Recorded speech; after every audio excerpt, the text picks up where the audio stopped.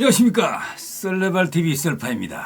오늘은 94번째 썰레발로 영어와 결합된 아리까리한 신조어에 대해서 썰을 한번 풀어보겠습니다. 아리까리라는 말은 알쏭달쏭하다는 전라도 사투리 표현으로 그런 것 같기도 하고 그렇지 않는 것 같기도 하여 분간이 잘 안 되는 모양의 뜻을 가진 말입니다. 긴가민가해서 또렷하게 분간하기 어렵다는 뜻도 담고 있지요. 우리말 중에 요즘 많이 쓰는 신조어로서 한자와 영어가 결합된 아리까리한 단어의 유래에 대한 얘기입니다. 우선 깡통에 대한 유래입니다. 주변에서 깡통 차게 생겼다는 말을 들은 적이 있을 겁니다. 깡통 차다는 돈이 다 떨어진 상태를 속되게 이르는 말입니다. 깡통의 의미는 6.25 한국전쟁 때 미군이 캔을 들여왔는데요. 그때 캔이 일본식 발음인 강이 깡으로 소리가 바뀌고 여기에 우리말인 통이 더해져서 깡통이란 말이 생기게 된 것입니다.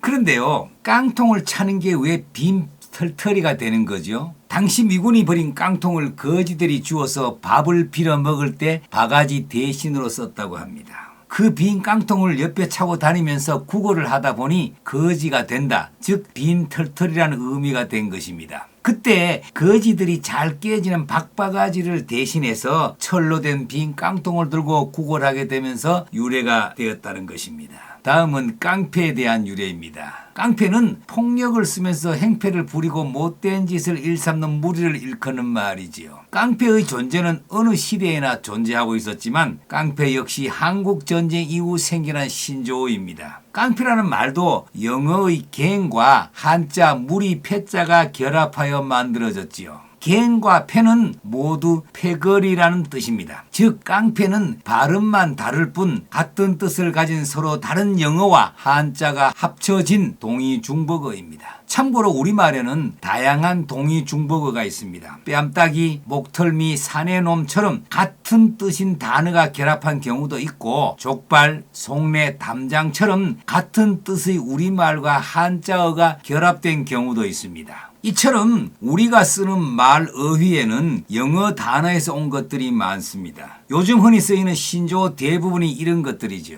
다 알다시피 컴맹은 컴퓨터 문맹이라는 말로서 컴퓨터를 잘 모르는 사람들을 의미하는 데서 파생된 단어이지요. 또한 광클은 마우스의 버튼을 매우 빠르게 클릭하는 것을 말하지요. 유래는 빛의 속도로 클릭하여서 광클이라는 설과 미친 듯이 클릭하여서 광클이라는 설도 있습니다. 인기 공연의 티켓 오픈 시간에 맞춰 이루어지는 광클로도 앞좌석을 차지하기란 하늘의 별 따기란 말도 있습니다.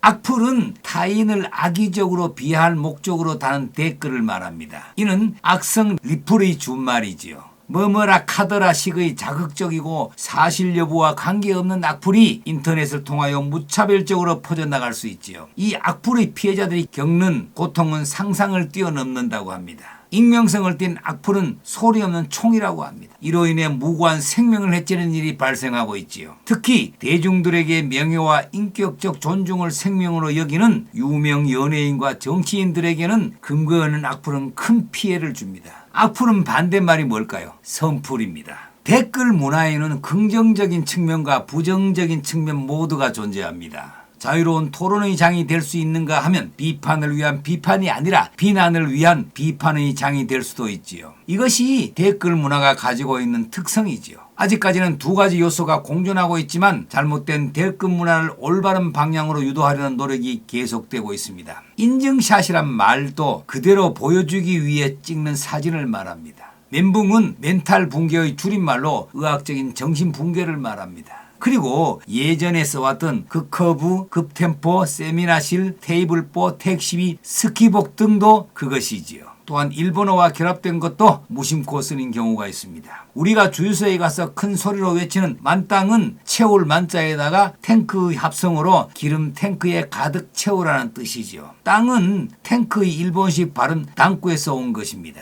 한자는 수천 년 전부터 익숙하게 써왔던 동아시아의 보편적인 문자입니다. 우리가 매일같이 사용하는 언어에는 문제가 좀 있지요. 이러한 한자와 영어가 결합한 신조어는 약과입니다. 요즘 젊은 세대에게는 뜻을 알기 어려운 새로운 신조어가 매일매일 생긴다고 합니다. 단어를 축약하거나 합성하여 세대 간 소통이 단절되고 또한 여러 가지 문제가 발생되고 있습니다. 언어가 세대 간 균형을 이루며 조화롭게 발전해 나가야 우리의 일상생활은 소통이 잘 되고 더욱 풍부해질 것입니다. 구독과 좋아요는 더 좋은 썰레발 TV를 만드는 데 큰 힘이 됩니다. 감사합니다.